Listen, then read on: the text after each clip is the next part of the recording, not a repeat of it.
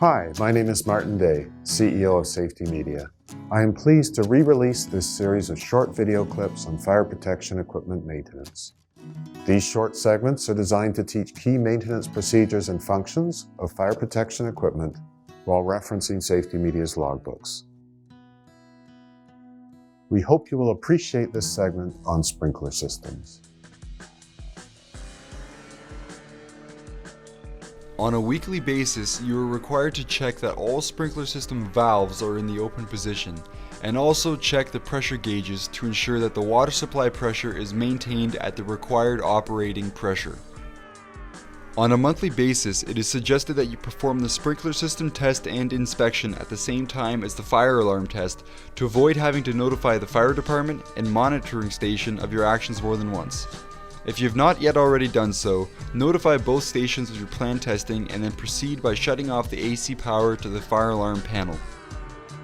Locate and open the inspector's test valve of the sprinkler system zone and ensure that the water has adequate and non-destructive draining.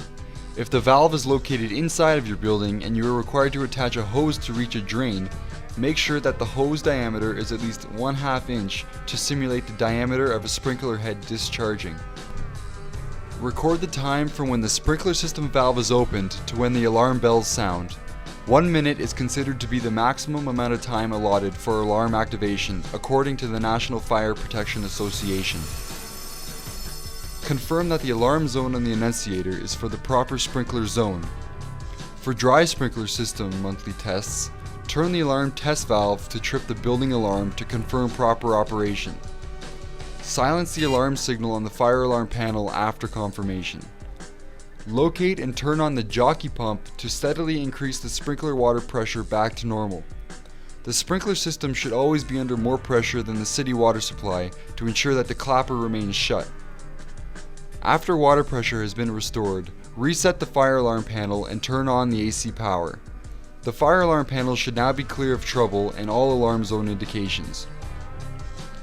Call the monitoring station and confirm that all signals were received in the proper order and proceed to call the fire department to notify them that all testing has been completed.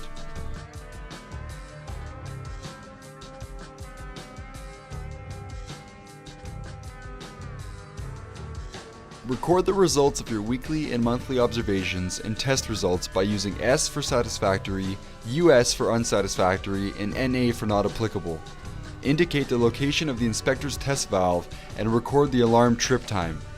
The function of the alarm will either be marked with an S or US.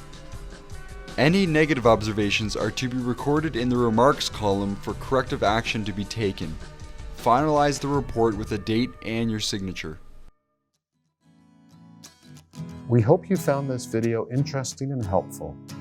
Please sign up for our informative monthly newsletter, check out our online store, follow us on social media, subscribe to our channel, and contact us via telephone or email anytime.